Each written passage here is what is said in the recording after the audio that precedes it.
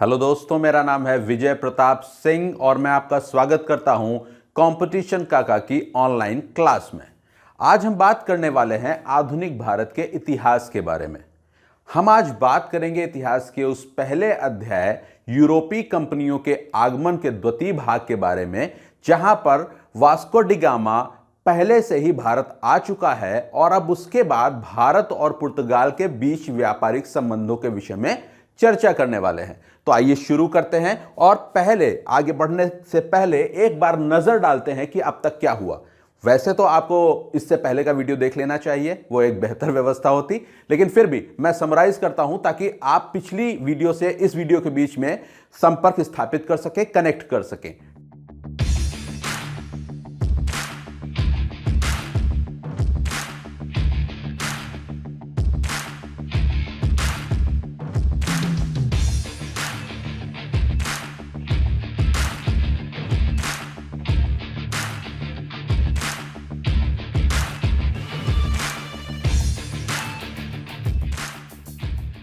तो ये था पूर्वावलोकन, यानी कि पीछे क्या क्या हुआ, हमने क्या क्या और किस किस बारे में बात की, इसके बारे में एक छोटी सी कहानी, छोटी सी समरी मैंने आपको बताई। ठीक है, अब वास्को डी गामा भारत आ चुका है, वापस जा चुका है। अब यूरोप में वो एक समाचार दे चुका है कि भारत एक बहुत ही समृद्धशाली देश है, भारत के साथ व्यापार करने में फायदे ही फायदे हैं। इस चीज को देखकर पुर्तगाल सरकार ने एक कंपनी भी गठित कर दी और उस कंपनी को उसने बोला कि साहब आप जाइए और भारत के साथ व्यापार करिए। वहां पर इतनी तेजी के साथ चीजें, इतनी तेजी के साथ घटनाक्रम बदल रहे थे कि भारत में जैसे ही वो 1497 से 1498 में वापस पहुंच जाता है पुर्तगाल, तुरंत वहां से एक और व्यक्ति निकल पड़ता है भारत पहुंचने के लिए, सरकार के द्वारा प्रायोजित व्यक्ति। उसका नाम होता है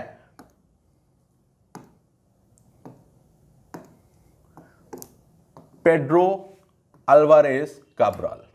ये 1500 से 1501 के बीच में भारत की यात्रा करते हैं। ये इनके साथ क्या होता है कि ये भारत पहुंचने वाले दूसरे पुर्तगाली यात्री होते हैं। ये भारत आते हैं, 13 जहाज़ों का बड़ा सा नौसैनिक बेड़ा लेकर आते हैं, लेकिन यहाँ पर उनके साथ बहुत अच्छा व्यापार नहीं हो, बहुत ज़्यादा अच्छा व्यवहार नहीं होता। क्यों नहीं होता? क्योंकि अरबी लोग यहाँ पहले से ही थे और उन्हें अब भनक लग चुकी थी कि पुर्तगाली किसी भी समय किसी दूसरे रास्ते से आकर भारत से व्यापार कर सकते हैं, और जो हमने वहाँ नाकेबंदी की थी उस नाकेबंदी का मतलब ख़त्म हो सकता है। लेकिन फिर भी ये व्यक्ति जब भारत पहुँचता है, यानी कि काब्राल, आपको ये बड़े भारी भारी नाम समझ में आ रहे होंगे, पेड्रो अल्वारेज काब्राल, कैसे याद रखेंगे, क्या करेंगे, भूल जाएंगे, ये सन कैसे याद रखेंगे? कोई चिंता करने वाली बात नहीं है। आप बस खाली इतनी सी चीज याद रखिए ना, काब्राल, ठीक है, और आप क्रम याद रखिए कि कैसे वास्को डी गामा आता है, उसके बाद कैसे नेक्स्ट आता है, कैसे नेक्स्ट आता है, और ये करते करते करते आप बड़ी आसानी के साथ चीजें याद हो जाएंगी। तो यहां पर देखने वाली बात है कि भारत पहुंचने वाला वो दूसरा पुर्तगाली यात्री होता है। काब्राल भारत पहुंचने वाला दूसरा पुर्तगाली यात्री होता है। जब वो भारत पहुंचता है तब तक जमोरिन बदल चुका होता है। जमोरिन एक प्रकार की पदवी थी। केरल के राजा को जमोरिन कहा जाता था, यानी कि उस समय तक केरल के राजा, यानी कि कालीकट के राजा परिवर्तित हो चुके थे, और जो नया जमोरिन था उसने उनका स्वागत किया और उनके साथ संधि की। देखिए, काब्राल को भेजा इसलिए गया था कि आप भारत जाइए, पिछली हुई बातों को पर मिट्टी डालिए और भारत के राजा जमोरिन को मनाइए कि वो भारत के साथ पुर्तगाल को व्यापार करने की अनुमति दे दे। और इस अनुमति को लेने के लिए ही काब्राल पहुंचता है भारत। और वो जमोरिन नया जमोरिन होता है, तो उसको बड़ा अच्छा लगता है कि इतनी दूर से कोई आया, स्वागत करता है और उसके साथ संधि कर लेता है। और वहां पर वो मोटा मोटा राजी कर लेता है जमोरिन को कि वो अब अरब व्यवसायियों के साथ बहुत ज्यादा व्यापार ना करे। लेकिन जब वो पहुंचता है तो वहां अरब व्यापारी भी पहुंच रहे होते हैं व्यापार करने के लिए। वो जैसे ही देखते हैं काब्राल को, वो भड़क जाते हैं और काब्राल और अरबी व्यापारियों के बीच में एक संघर्ष शुरू हो जाता है, जहां पर काब्राल एक जहाज पकड़ लेता है, किनका? अरब व्यापारियों को, और वो सौंप देता है किसको? जमोरिन को। और इस बात से अरब व्यापारी और ज्यादा भड़क जाते हैं और इस संघर्ष में पुर्तगालियों के, क्योंकि अरब व्यापारी तो पहले आ रहे होते हैं तो उनकी वहां पर कोई बेस तो होता नहीं, तो वहां पर जो अरब व्यापारी आते हैं वो लोकल लोगों की मदद से, गुजराती लोगों की मदद से वो संघर्ष छेड़ देते हैं पुर्तगालियों के खिलाफ, और इस संघर्ष में कुछ लोकल व्यापारी भी मारे जाते हैं। इसको देखकर जो उस समय का राजा होता है जमोरिन, वो नाराज हो जाता है। वो कहता है कि यार ये गलत बात है, आप आए, हमने आपका स्वागत किया और फिर आपने आकर हमारे ही लोगों पर गोले बरसा दिए, उन्हें ही मार डाला। ये देखकर वो नाराज हो जाता है और काब्राल वापस चला जाता है। ठीक है, जैसे ही काब्राल वापस जाता है तो वहां पर जितने लोगों को वो अपनी चौकी पे छोड़ गया था, व्यापार की थी इनके लिए, उसने जो व्यापारी अपने साथ लाए गए लोगों को छोड़ा हुआ था, उन सभी लोगों की हत्या कर देते हैं। कौन? ये अरब व्यापारी। अरब व्यापारी उन सभी लोगों की हत्या कर देते हैं। ये देखकर बुरी तरीके से काब्राल भी भड़क जाता है, लेकिन अब वो कुछ कर नहीं सकता। एक तरीके से ये यात्रा सिर्फ संघर्षों की यात्रा होती है। सन 1500 में आता है काब्राल, और वो आते ही जमोरिन से मित्रता करने के बाद लगातार अरब व्यापारियों के साथ संघर्ष में उलझ जाता है। ये एक वापसी के बाद जब वो पुर्तगाल पहुंचता है और वो हाल सुनाता है और ये बताता है कि कैसे उसके साथ संघर्ष हुआ, कैसे उसके लोगों को मार दिया गया, तो पुर्तगाली शासक जो मैनुअल, जिनका नाम मैनुअल होता है, वो फिर से रिक्वेस्ट करते हैं। किससे रिक्वेस्ट करेंगे? उसी से तो रिक्वेस्ट की जाएगी ना जो पहले ही पहुंच चुका है भारत, जिसका पहले ही भारत में कुछ जानकारी है, जिसे अनुभव है भारत के बारे में। तो वो फिर से बोलते हैं वास्को डी गामा को कि आप जाइए, वापस जाइए, और इस बार जब आप जाइए तो अरबियों को अच्छा खासा सबक सिखाइए। ऐसे काम चलेगा नहीं, अरबियों को सबक सिखाना यहां पर जरूरी है। और ये कहकर वो भेजते हैं वास्को डी गामा को। वास्को डी गामा जब दोबारा आता है तो उसके मन में एक बहुत बड़ा आक्रोश होता है। उसके साथियों को मार दिया गया था, उसके देश के लोगों को मार दिया गया था। तो वो रास्ते में जहां भी उसको अरबी जहाज मिलते हैं, वो उन अरबी जहाजों को नष्ट करता हुआ आगे बढ़ता चला जाता है। वो जहां भी अरबी जहाज देखता है उन पर हमला करता है और उन्हें डुबो देता है। वो एक अच्छे खासे काफिले के साथ आ रहा होता है और उस काफिले के पास बहुत अच्छे तरीके की बंदूकें और तोपें होती हैं, हल्की तोपें होती हैं, और वो अरबी जहाजों को रास्ते में डुबाता हुआ आगे बढ़ता है और उनकी दौलत को भी कब्जा करता चलता है। एक तरीके से ये लूट मार कर रहा था। देखिए, पुर्तगालियों के आने के पहले तक जो व्यापार का तरीका हुआ करता था वो बड़ा शांतिप्रद तरीका था। उस तरीके में लड़ाई झगड़ा अलाउड नहीं था, प्रतिस्पर्धा अलाउड थी, लेकिन इस प्रकार से लूट लेना, घसोट लेना, ये व्यवस्था नहीं थी। जबकि यूरोप में ये बहुत पहले से होता रहा, लेकिन यहां पर यह व्यवस्था लागू नहीं थी। जब वो पुर्तगाली आते हैं, जब वास्को डी गामा आता है, तो लोगों को लगता है जैसे वो कोई लुटेरा हो, क्योंकि वो जहाजों को डुबोता था, उनकी संपत्ति और दौलत लूटता था और आगे बढ़ जाता था। इस तरीके से उसने बहुत सारे जहाज डुबोए और अरबियों की बहुत सारी संपदा को अपने जहाजों पर लाद लिया। जब वो पहुंचता है कहां? कालीकट, तो जमोरिन बहुत खुश होता है। क्यों खुश होता है? आखिरकार उसे क्या खुशी मिलती है वास्को डी गामा के दोबारा आने से? पहली चीज तो वास्को डी गामा इस बार पिछली बार की तरह कंगला नहीं आया था। इस बार वास्को डी गामा बहुत सारी धन और दौलत लेकर आया था और वो जाते ही जमोरिन को अच्छे उपहार देता है, तो जमोरिन के अंदर प्रसन्नता वैसे ही उत्पन्न हो जाती है। दूसरा, जमोरिन को लगता है कि इस बार अरबी जो व्यापारी होते थे उनकी मोनोपोली थी। वो जब यहां से चीजें खरीदते थे तो उतना अच्छा टैक्स नहीं देते थे, उतने अच्छे कर नहीं देते थे। तो उसे लगा एक कंपटीशन पैदा हुआ जिससे दोनों पार्टी से उसको ज्यादा कर की उपलब्धि हो सकती है। इस तरीके से उसने आकर कालीकट में कब्जा जमाया, लेकिन वो जमोरिन को बहुत ज्यादा खुश नहीं कर पाया और धीरे से उसने अपने आप को आगे बढ़ाया। और 1503 में यहां पर आप देखिए, कहां पर? कोचीन में। 1503 में कोचीन में उसने अपनी पहली फैक्ट्री स्थापित की। यह एक ऑब्जेक्टिव सवाल है। पुर्तगालियों ने पहली फैक्ट्री कहां पर और किस सन में स्थापित की? तो जवाब होगा 1503 में कोचीन में पुर्तगालियों ने पहली फैक्ट्री डाली। और यह फैक्ट्री डालने के समय वहां पर जो पुर्तगाली यात्री मौजूद था उसका नाम था वास्को डी गामा, क्योंकि वास्को डी गामा 1502 से 1505 के बीच में भारत रहा, इसलिए उसने अपने सामने ही 1503 में पहली फैक्ट्री डलवाई। ठीक है, ये एक सवाल है जो अक्सर आता है, इसलिए इसे अपने आप दिमाग में बिठा कर रखिए। जाने के पहले 1505 में उसने कुन्नूर यहां पर दूसरी फैक्ट्री डाली। ठीक है, कुछ जरा मैप को आप देखेंगे आपको समझ में आ जाएगा। देखिए कालीकट कहां है, यहां पर कालीकट है। कालीकट में बहुत संघर्ष झेल चुके हैं वो। ठीक है, अब वो 2 फैक्ट्रियां स्थापित करते हैं। एक स्थापित करते हैं कोचीन में जो कालीकट से नीचे की तरफ है, और एक फैक्ट्री स्थापित करते हैं कुन्नूर में जो कि कालीकट के ऊपर की स्थिति में है। और इस तरीके से कालीकट बीच में आ जाता है। कहीं ना कहीं ये एक दबाव देने की स्थिति आ जाती है, सैंडविच सिचुएशन हो जाती है। तुम्हारे ऊपर भी मैं, तुम्हारे नीचे भी मैं, बेटा भागोगे तो भागोगे कहां। और इस तरीके से वो एक स्ट्रेटेजिक तरीके से वो अपनी फैक्ट्रियां स्थापित करना शुरू करते हैं वास्को डी गामा की अध्यक्षता में। राइट, अब क्या होता है, जब वहां पर वो अपनी फैक्ट्रियां स्थापित कर देते हैं, व्यापार और माल के लिए आवागमन की सुविधा उपलब्ध कर लेते हैं, तो उसके बाद उनके दिमाग में जो दूसरी चीज आती है वो है अपना धर्म। क्योंकि जब वहाँ से वो पुर्तगाल से चले थे तो उसके दिमाग में था कि भारत में ईसाई होंगे और ईसाइयों को आगे बढ़ाना है, ईसाई धर्म का प्रचार करना है। तो वो ढूंढने की कोशिश करता है कि कहाँ ईसाई धर्म को मानने वाले लोग भारत में रहते हैं, और उसकी खोज खत्म होती है सेंट थॉमे में जाकर। सेंट थॉमे में उसको ईसाइयों की एक बस्ती मिलती है, कुछ ईसाई मिलते हैं, और वो देखकर बहुत ही प्रसन्न होता है। ये इसकी उपलब्धि गिनी जाएगी बाद में, जब ये वापस लौटेगा पुर्तगाल की सरकार इसी काम के लिए उसे बहुत बहुत धन्यवाद और बहुत बहुत प्रशंसा देगी। क्यों देगी?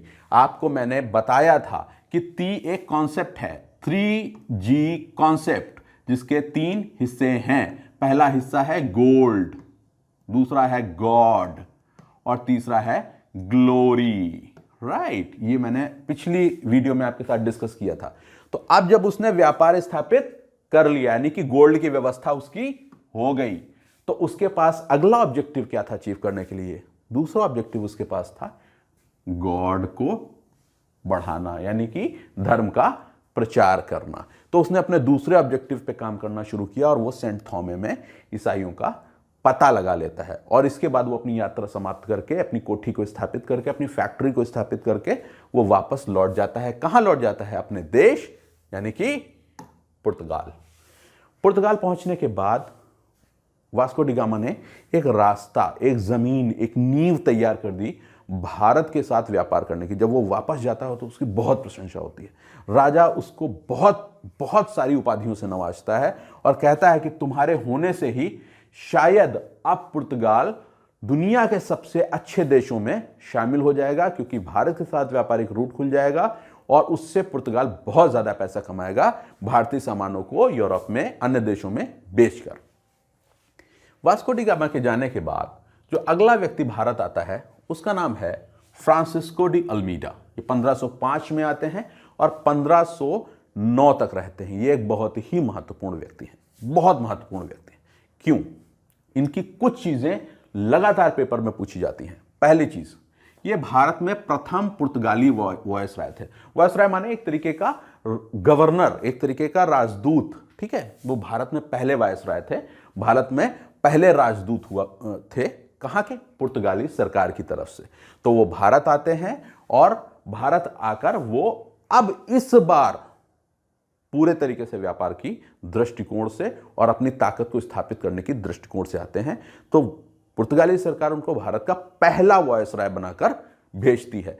तो 1505 में भारत का पहला viceroy Francisco de Almeida Bharat आता है। यह सवाल है, भारत का पहला वायसराय कौन था? Francisco de Almeida. कब आया? 1505 में। राइट, यहां आने के बाद उसने एक नई नीति को बल दिया। आपके जूते में अगर कंकर हो तो आप बहुत तेज नहीं दौड़ सकते, ये सबको पता है। आपके पैर में कांटा चुभ जाए तो आप 100 मीटर की रेस किसी भी हालत में पूरी नहीं कर सकते।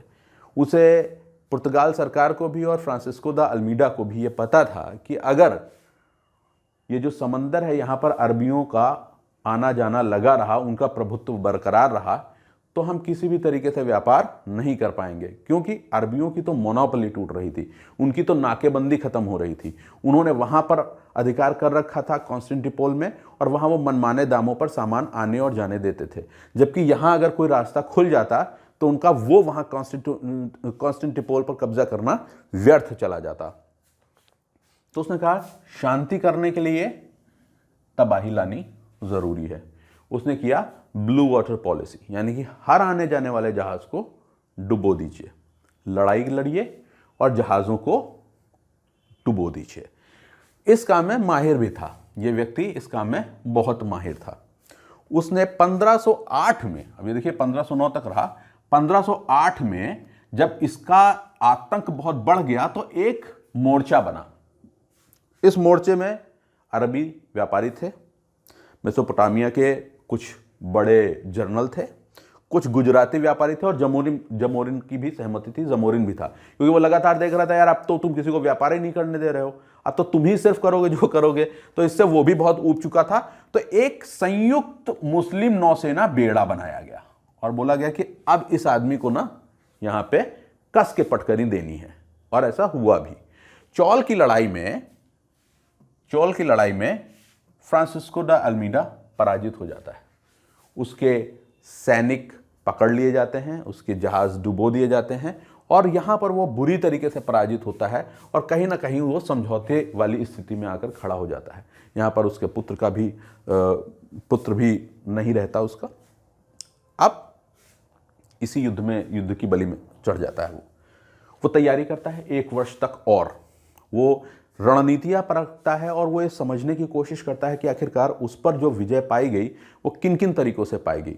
रास्ता निकालता है, और 1509 में वो फिर से लड़ाई में उतर जाता है। किसके खिलाफ? इसी मोर्चे के खिलाफ। ये संयुक्त मुस्लिम नौसैनिक बेड़ा था, इसी के खिलाफ वो फिर से लड़ाई में उतर जाता है, और इस बार वो किसी की नहीं मानता, बुरी तरीके से नरसंहार करता है और पराजित कर देता है।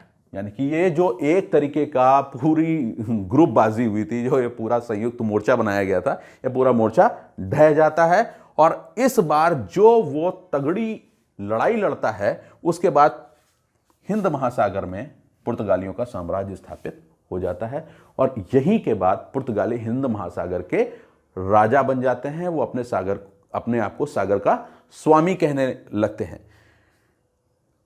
इस पूरे संघर्ष के 3 बड़े परिणाम निकले। पहला परिणाम, स्थानीय व्यापारी पुर्तगाली व्यापारियों की दाब में आ गए, उनके नीचे आ गए, क्योंकि वो भी शामिल थे इस लड़ाई में, और उनकी भी पराजय हुई, और उनको भी अपने पुर्तगाली व्यापारियों को अपना स्वामी मानना पड़ा।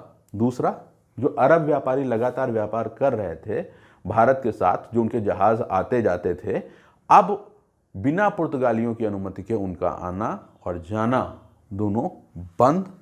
तीसरी बात, अब पुर्तगाली जहाज़ों को आने से कोई नहीं रोक सकता था, क्योंकि सागर पर उन्हीं का राज हो गया था, वो सागर के स्वामी बन गए थे। ठीक है, इसके बाद कहते हैं ना, ऑब्जेक्टिव अचीव्ड, अल्मीडा ने कर लिया। अब सागर पर किसका राज है? पुर्तगालियों का। अब अगला काम क्या होना चाहिए? आप बताएं, अगला काम क्या होना चाहिए? ऐसी कौन सी चीज होनी चाहिए जिससे पुर्तगालियों का और नाम और कद ऊंचा हो? देखिए, 3G का पहला पोर्शन था गोल्ड वाला काम हो गया, व्यापारिक कोठी स्थापित हो गई, और समुद्र शांत हो गया। अब उनके व्यापारिक जहाजों को रोकने टोकने वाला कोई है नहीं, पूरी तरीके से उनका राज कायम हो गया समंदर पर। अब आते हैं अगले वायसराय, जो सेकंड वायसराय होते हैं, इनको बोलते हैं अल्फांसो डी अल्बुकर्क। ये पुर्तगाली साम्राज्य की नींव की ईंट है, यानी कि यही वो व्यक्ति है जो इसको साम्राज्य के रूप में विकसित करता है। अब यहां से पुर्तगाली, इस व्यक्ति के आने के बाद से पुर्तगाली सिर्फ व्यापारी नहीं रह जाते, इसके बाद वो राजा और साम्राज्यवादी शक्ति के रूप में उभरते हैं, और धीरे धीरे वो भारत पर अपना प्रभुत्व जमाने लगते हैं। कैसे जमाते हैं, कैसे आगे बढ़ते हैं, आइए समझने की कोशिश करते हैं। आने के बाद उसने जो पहला काम किया, वो कोचीन को पुर्तगालियों का मुख्यालय बनाया, यानी कि राजधानी हो गई कोचीन। अब पुर्तगाली व्यापार की राजधानी कहाँ है? कालीकट में नहीं है। अब पुर्तगाली व्यापार का फोकस कहाँ है? कालीकट में नहीं है। वास्को डी गामा ने कुन्नूर और कोचीन पहले ही बना दिए थे, 2 फैक्ट्री बना दी थी, लेकिन उसने कोचीन पर अपना मुख्यालय बनाया और पूरा का पूरा व्यापार यहीं से संचालित करना शुरू कर दिया। 2 सवाल। पहला, पुर्तगाली साम्राज्य के वास्तविक संस्थापक किसको कहते हैं? तो अल्फांसो डी अल्बुकर्क। पूरा नाम याद रखने की जरूरत नहीं है, अल्बुकर्क से काम चल जाएगा। कब आया? 1509 में आया। उसने किस शहर में अपना मुख्यालय बनाया? किस जगह पर अपना मुख्यालय बनाया? तो उसने अपना मुख्यालय बनाया कोचीन पर। अब आपने पहले देखा अल्मीडा क्या लेकर आया था? शांत जल की नीति, राइट।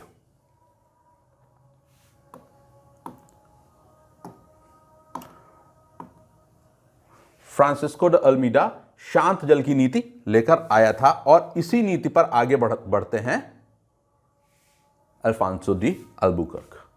वो अपनी एक पॉलिसी लेकर आते हैं और इसके बाद उनका काम था पूरे कोस्टल रीजन पर अपना अधिकार जमा लेना। 1510 में, साल 1510 में बीजापुर के आदिल शाह से उन्होंने क्या जीता? गोवा। अब वो अरब सागर तक पहुंच गए हैं। आप देखिए, हिंद महासागर के किनारे से निकलते हुए वो ऊपर चढ़ते हुए चले जा रहे हैं। कहां चले जा रहे हैं? गुजरात की तरफ। ये देखिए, ये भारत है और यहां पर ये गुजरात है और यहां पर वो बढ़ते चले जा रहे हैं। ये कोस्टल लाइन वो कब्जा करते चले जा रहे हैं, ठीक है। और इस तरीके से वो गोवा पहुंचते हैं। साथ ही साथ वो अपनी सेनाओं की सुरक्षा की व्यवस्था भी करें और अपने जो उनकी फैक्ट्री थी उनकी सुरक्षा की व्यवस्था भी करने का प्रयास शुरू करते हैं। कौन? Afonso de Albuquerque. वो क्या करते हैं? वो कहते हैं कि साहब, हमको किला बनाने की इजाजत दी जाए। क्या बनाने की इजाजत दी जाए? किला। और इसके लिए वो किससे मिलते हैं? विजयनगर के राजा कृष्णदेव राय। ये एक बहुत बड़ा नाम है, कृष्णदेव राय। जब आप पीछे पढ़ेंगे तो आपको बहुत सारे सवाल यहां से आने वाले हैं। और कहां पर पहला किला बनाते हैं? वो भटकल में। भटकल में वो पहला किला बनाने की इजाजत तत्कालीन राजा कृष्णदेव राय, जो विजयनगर साम्राज्य के राजा थे, उनसे ले लेते हैं। और ये अधिकार बनाने के बाद वो वहां अपना पहला किला बना लेते हैं। अब यहां पर एक बहुत ही महत्वपूर्ण हिस्सा है जिसको समझने के लिए मैं चाहूंगा कि मैं आपको मैप पर लेकर जाऊं और आपको मैं समझाने की कोशिश करूं कि आखिरकार इस हिस्से को हम कैसे देखेंगे।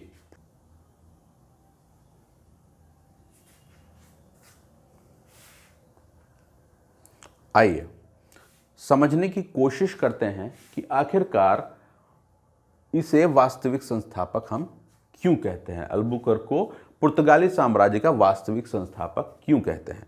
हमने अभी देख लिया, अभी हम देख चुके हैं कि वो पूरी कोस्टल लाइन पर धीरे धीरे कब्जा करता हुआ यहां से यहां तक वो गोवा तक कब्जा कर चुका है और उसने अपने अधिकार क्षेत्र में आने वाली जगहों पर किले बनाने भी शुरू कर दिए हैं। तो एक तरीके से भारत की इस कोस्टल लाइन पर, इस समुद्री तटरेखा पर उसका साम्राज्य स्थापित होना शुरू हो गया। पुर्तगाली साम्राज्य की जड़ें यहां पर जमनी शुरू हो गई।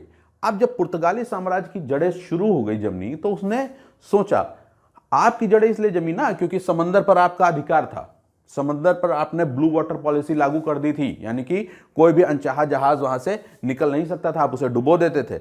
लेकिन उसको लगा कि जैसे अरब वासियों ने उसकी गले की नस को दबा लिया था, उसी तरीके से वो क्यों ना यहां पर समुद्री रास्ते से आने वाले अरबी व्यापार पर भी नियंत्रण स्थापित करे। तो उसने क्या किया?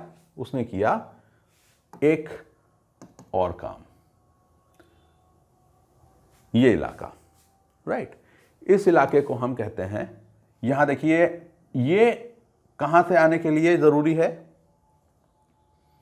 ये एक तरीके से पूरे अरब को जोड़ता है, राइट। ये इलाका पूरे अरब को जोड़ता है, यहां से पूरे अरब का व्यापार चलता है और इसको हम कहते हैं हरमुज स्ट्रेट, ठीक है।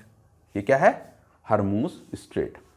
उसने इस जगह पर कब्जा जमा लिया, यानी कि पहले गर्दन किसने पकड़ी थी? पहले गर्दन पकड़ी थी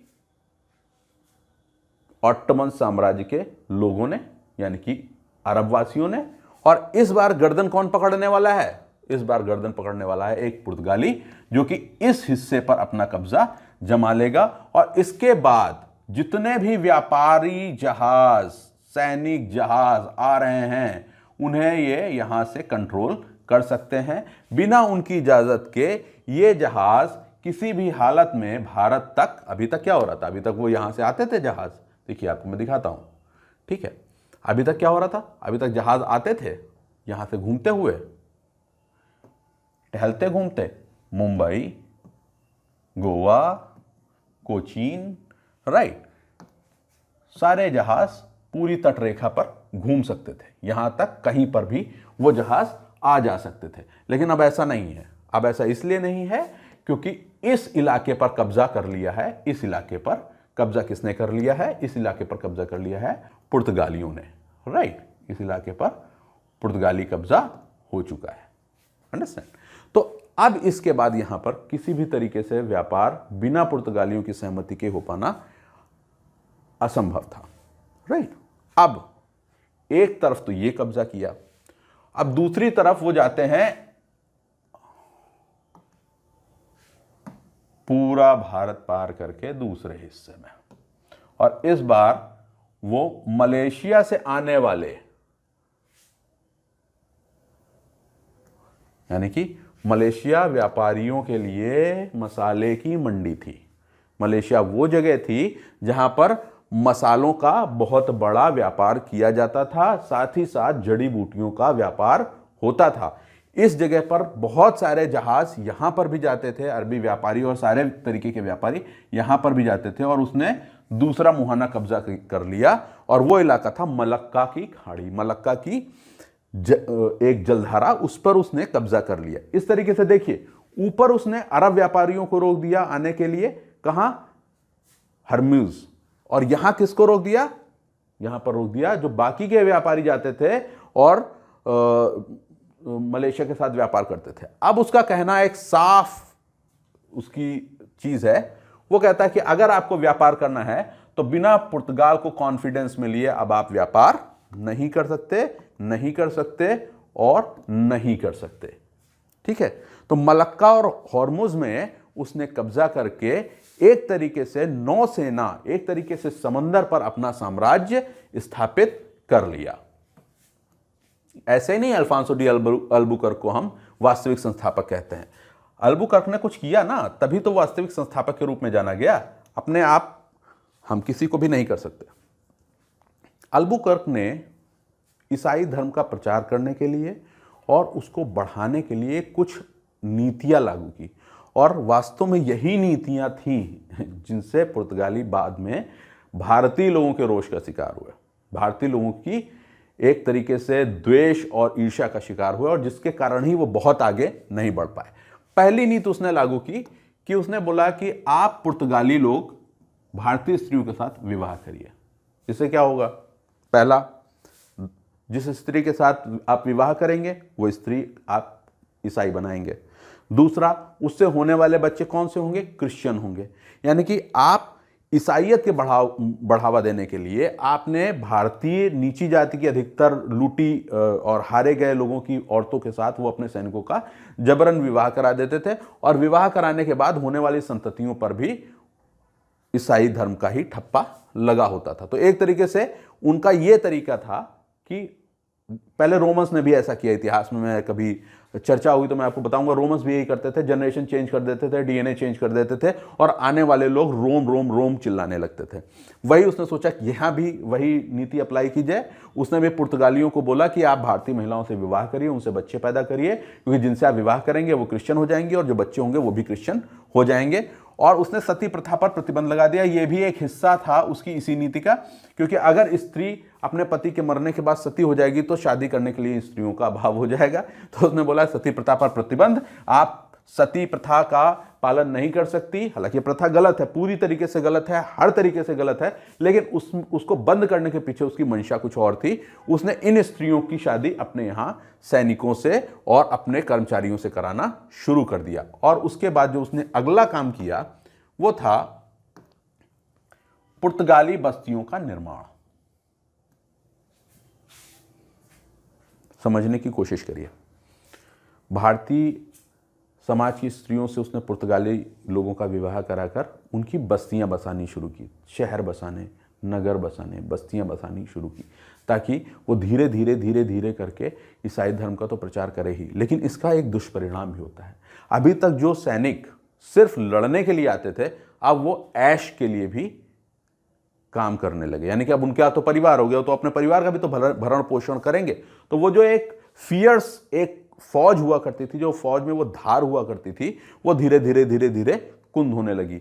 यहां पर आप जाएंगे, देखेंगे कि गोवा जब आप पहुंचेंगे तो आप देखेंगे कि गोवा दमन द्वीप की अधिकतर आबादी वहां पर मिश्रित है, यानी कि वो पुर्तगाली और भारतीय महिलाएं और पुर्तगाली पुरुषों की संततियां हैं, वो मिश्रित संततियां हैं। इसलिए उनके कल्चर में भारतीय और पुर्तगाली दोनों लोगों का प्रभाव देखने को मिलता है। इससे कोई ऑब्जेक्टिव अचीव नहीं कर पाया अल्फांसो द अल्बुकर्क, इससे उनको कोई फायदा नहीं हुआ, क्योंकि ये एक बहुत स्लो प्रोसेस था और इंडियंस इस प्रोसेस को एक्सेप्ट नहीं कर रहे थे, और इसकी वजह से वो लोगों की द्वेष का, क्रोध का भी शिकार होता चला गया। अब अगला एक इंपॉर्टेंट हिस्सा है, 1515 में गोवा में पहले चर्च का निर्माण करता है सेंट जेवियर चर्च जिसे कहते हैं, वो ये यहां पर निर्माण करता है गोवा में, और इसके साथ वो अपने आप को ईसाई धर्म का प्रमोटर यानी कि प्रसारक भी बना लेता है। यहां से वो ये अपने तीसरे गोल की तरफ बढ़ चुका है। देखिए, उसने गोल्ड व्यापार की व्यवस्था सुदृढ़ कर ली थी, अब वो गॉड की व्यवस्था भी सुदृढ़ कर रहा था। अब इसके बाद आगे चल के ग्लोरी की व्यवस्था पर भी वो काम करेगा। आइए समझते हैं कैसे होगा ये सारा कुछ।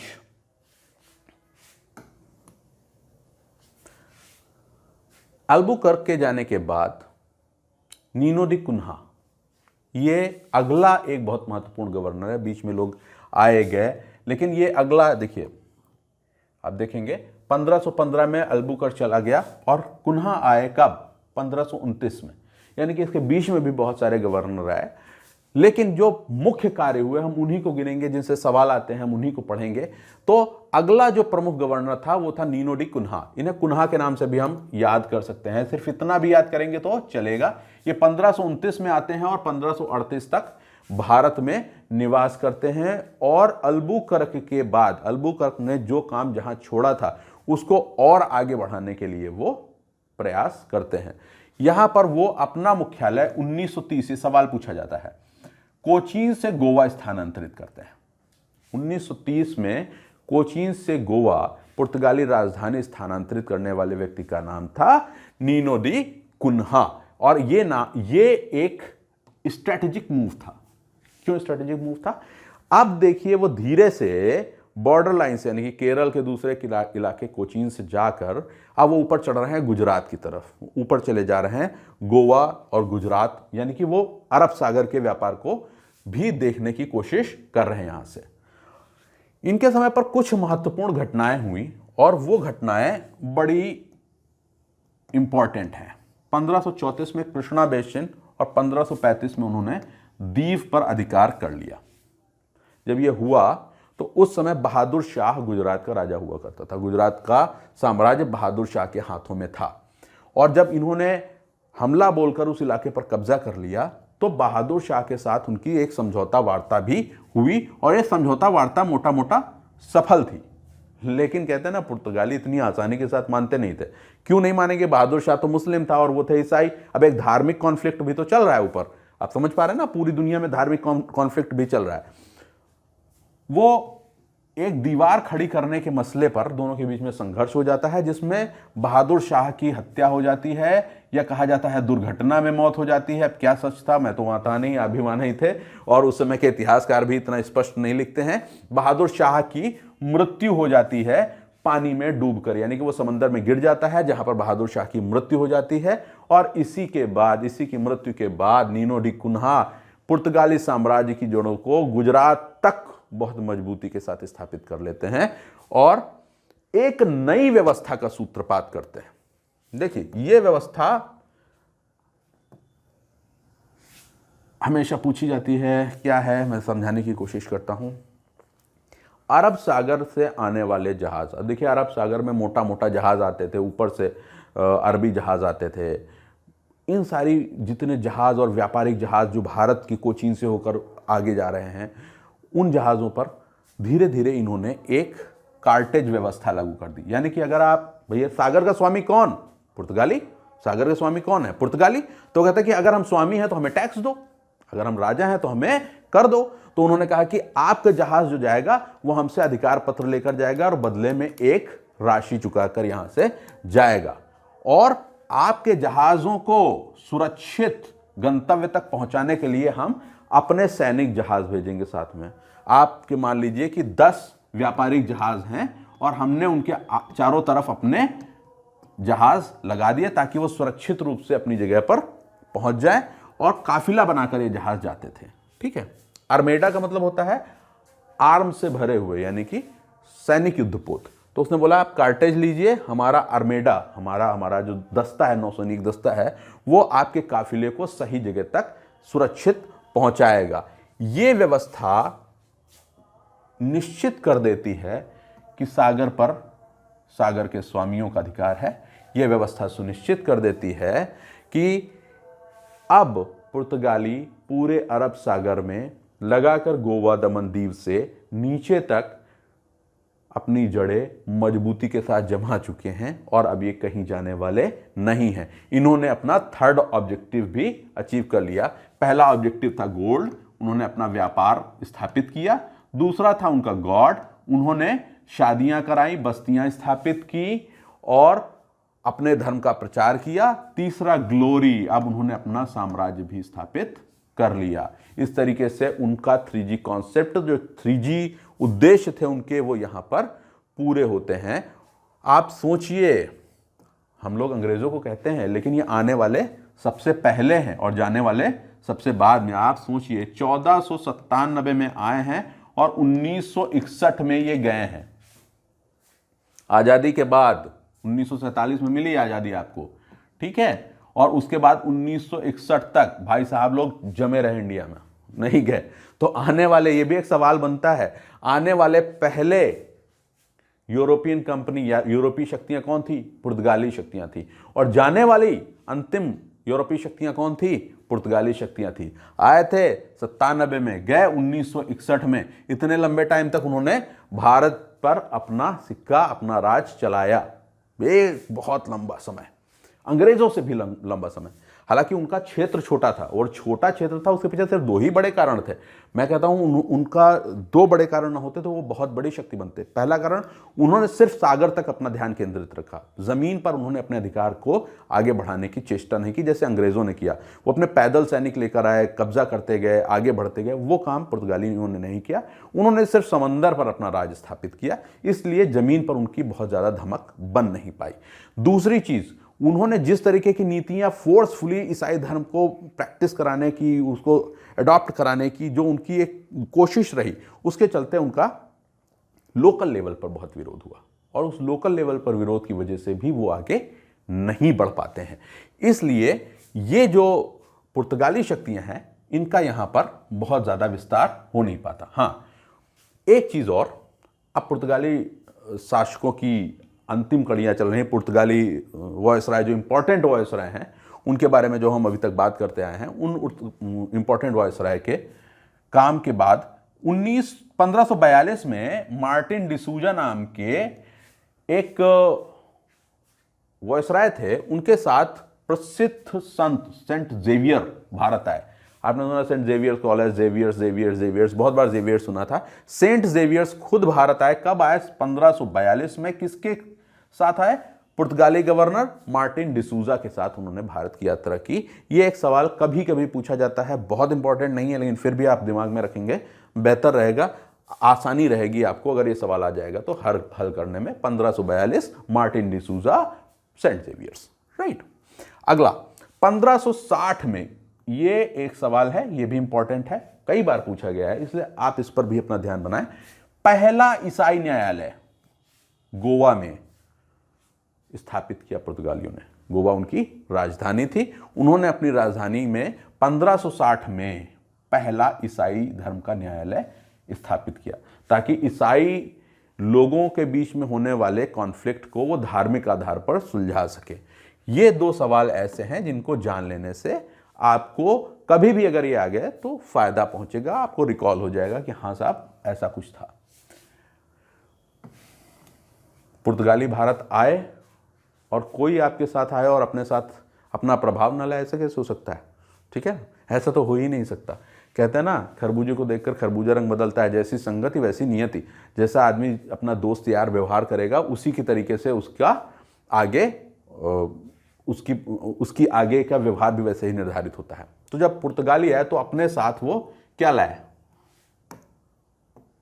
तंबाकू। अब सिगरेट और तंबाकू आज प्रचलन में है, बहुत बुरी चीज़ है जो शरीर को तोड़ देती है, लेकिन लाने का श्रेय जाता है पुर्तगालियों का। ये उन्होंने दे दिया और हम अभी तक इसके दुष्परिणाम जानकर और अनजाने में इसका इस्तेमाल अभी तक हम कर रहे हैं। हमारी थाली में फूल गोभी, टमाटर, हरी मिर्च, ये किसकी देन है? ये पुर्तगालियों की देन है। ये मध्य अमेरिका वाले टापुओं से, अलग अलग टापुओं से ये चीज़ें, चूंकि ये तो ट्रैवल करते थे ना, पूरी दुनिया में ट्रैवल करते थे, पूरी दुनिया में घूमते थे, तो जहाँ जाते थे, जहाँ की जो अच्छी चीज़ मिलती थी उसके बीज, उसके फल वो लेकर चले आते थे और बाद में दूसरी जगह ट्राई करते थे कि इसको अगर उनको स्वाद पसंद है तो वो यहाँ पर भी पैदा कर लें। तो पुर्तगाली मध्य अमेरिका से, अटलांटिक महासागर के बगल के देशों से, अरब के देशों से बहुत सारी चीज़ें लाकर उन्होंने भारत में पहुंचाई। उनमें से फूल गोभी, टमाटर और हरी मिर्च कुछ ऐसी चीजें हैं जो भारत में उन्हीं की देन है। रस भरी, अधिकतर सिट्रस फल, वो फल जो रसीले फल हैं, वो भारत में खेती के लिए अधिकतर सिट्रस फलों को ये लेकर आए। पपीता, आलू, हमारे खाने की थाली में आलू के बगैर कुछ हो सकता है? कुछ नहीं हो सकता, हर सब्जी के साथ जाता है आलू। तो आलू, मूंगफली, ये सारी चीजें पुर्तगाली ही भारत लाए। ये अलग अलग जगहों से चीजें उठाई इन्होंने और लाकर भारत में एकत्रित की। भारत एक ऐसा देश है जहां पर बहुत सारी तरीके की जलवायु है और इन जलवायु के होने की वजह से भारत में कुछ भी बहुत अच्छे ढंग से पैदा हो जाता है, कई फसलें मिल जाती हैं। तो ये चीजें यहां पर चालू हो गई, यहां पर पैदा की जाने लगी।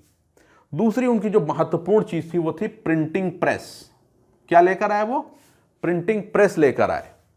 प्रिंटिंग प्रेस के बाद, छपाई का कारखाना आने के बाद, अब जो चीजें हाथ से लिखी जाती थी वो अब आसानी के साथ प्रिंट की जा सकती थी।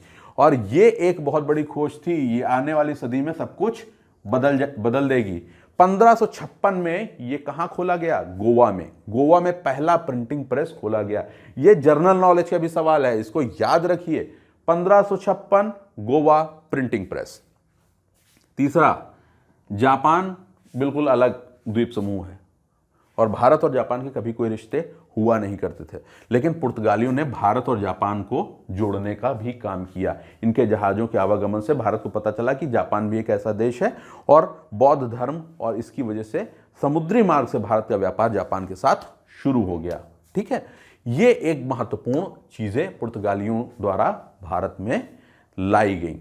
हमें दिमाग में कुछ चीज़ें ज़रूर रखनी है, जैसे तंबाकू की खेती और सिट्रस फल, अनानास और इत्यादि की खेती भी पुर्तगाली ही लेकर आए। तो ये हमें अपने दिमाग में रखनी है। दूसरा, प्रिंटिंग प्रेस के बारे में भी हमें अपने दिमाग में रखना है कि प्रिंटिंग प्रेस, ये सवाल पूछे जाते हैं, इसलिए मैं आपसे कह रहा हूँ। और भारत और जापान के मध्य जो व्यापारिक संबंध हैं उनके विषय में भी कई बार सवाल पूछा जाता है कि किसने स्थापित कराए। तो ये पुर्तगालियों की ही देन है भारतवासियों को। तो आपने देखा, आज वास्को डी गामा के वापस जाने के बाद जो पुर्तगाल में एक नए मार्ग के लिए उत्सुकता थी वो खत्म हुई। लोगों को पता लगा हाँ, भारत पहुंचा जा सकता है समुद्री यात्रा के माध्यम से। काब्राल आया, उसका संघर्ष हुआ अरबियों के साथ, वो बुरी तरीके से लड़ता झगड़ता हुआ वापस लौटा। जब लोगों को पता लगा कि इतना आसान नहीं भारत के साथ व्यापार करना, अरबी वहाँ पहले से जमे, वो आसानी से घुसने नहीं देंगे, तो अगली बार जब आया वास्को डी गामा तो वो अपने साथ गन बोट्स लेकर आया, तोपे लेकर आया, बंदूकें लेकर आया और उसने अरबी जहाज़ों के काफिले को उड़ाना शुरू कर दिया, जहाज़ों को गिराना और तोड़ना शुरू कर दिया। और इसके बाद धीरे धीरे अरब की शक्तियों पर उसका अधिकार होना शुरू हो गया। पुर्तगाल के लोग न केवल व्यापार करते थे, साथ में वो लड़ाई झगड़े के माध्यम से जो भी जहाज वो लूटते थे उसकी धन दौलत भी अपने घर ले जाते थे। इस तरीके से उनके पास दौलत भी इकट्ठी होनी शुरू हो गई। धीरे धीरे फ्रांसिस्को द अल्मीडा पहला वायसराय बनकर भारत आता है और वो भारत में आने के बाद अपना पहला काम शुरू करता है ब्लू वाटर पॉलिसी का, और वो बुरी तरीके से समंदर में आने वाले जहाज़ों को, अरबी जहाज़ों को वो पछाड़ता है और तोड़ता है ताकि शांत हो जाए जल और उसके जहाज़ों की आवागमन को रोकना असंभव हो जाए, कोई रोक ना सके उसे। और इसके बाद अल्बुकर्क साहब आते हैं, उन्हें वास्तविक संस्थापक कहते हैं। वो आने के बाद भारत में जो पहले से व्यापारिक संबंध थे उनको साम्राज्यवादी संबंधों के रूप में परिवर्तित करते हैं। अभी तक पुर्तगाल का फोकस था व्यापार, फिर उसका दूसरा फोकस था कि व्यापार के साथ साथ वो अपने धर्म का करे प्रचार, और तीसरा उसका फोकस अब बन गया कि वो धर्म के प्रचार के साथ साथ भारतीय जमीनों पर भी कब्जा करे, भारतीय व्यापार पर भी कब्जा करे, भारतीय राजाओं को पछाड़कर उन्हें पोप की और पुर्तगालियों की सत्ता के सामने झुकने के लिए मजबूर करे। और ये सारे काम करने का श्रेय जाता है अल्बुकर्क का। नीनो दा कुन्हा आते हैं, वो आने के बाद वो मुख्य मुख्य जगहों पर अपना व्यापारिक साम्राज्य स्थापित करते हैं। उन्होंने दमन दीव और गोवा कब्जे में ले लिए होते हैं, और इस तरीके से पुर्तगाली साम्राज्य अरब सागर तक, पूरी कोस्ट लाइन तक फैल जाता है और अरबियों को वो खदेड़कर बाहर भेज देते हैं। ये एक मोटा मोटा समरी रही आज की, और यहां से हम पुर्तगाली यात्रा के यात्रियों के, कंपनियों के आगमन के अंतिम चरण में पहुंच जाते हैं। अब हम आगे पढ़ेंगे। आने वाले नेक्स्ट वीडियो में हम बात करेंगे डच, आने वाले नेक्स्ट वीडियो में हम बात करेंगे ब्रिटिश, डेनिश, फ्रेंच, इनके बारे में आगे हम आने वाले वीडियोस में बात करेंगे। वो कब आए, उन्होंने कैसे अपनी कोठी स्थापित की, कहाँ कहाँ स्थापित की, और उनसे क्या क्या ऑब्जेक्टिव्स बन सकते हैं जो आपके कॉम्पिटिटिव एग्जाम्स में आपकी मदद करेंगे। बहुत बहुत धन्यवाद। मैं विजय प्रताप सिंह यहीं से आपसे विदा लेता हूं, और मैं आपसे कहना चाहूंगा कि आप तुरंत कंपटीशन काका को सब्सक्राइब करें, क्योंकि आने वाले समय में आपको बहुत ही अच्छे वीडियोस मिलेंगे। हम आगे आने वाले समय में डिस्कस करेंगे आधुनिक भारत में पहले चैप्टर यूरोपीय कंपनियों के भारत आगमन में जो भी वस्तुनिष्ठ ऑब्जेक्टिव सवाल थे वो क्या क्या बन सकते हैं, क्या क्या आ सकते हैं, उसके विषय में भी डिस्कस करेंगे। तो आने वाली हर एक वीडियो को देखने के लिए आप आज ही लाइक और सब्सक्राइब करें। बहुत बहुत धन्यवाद। Thank you very much.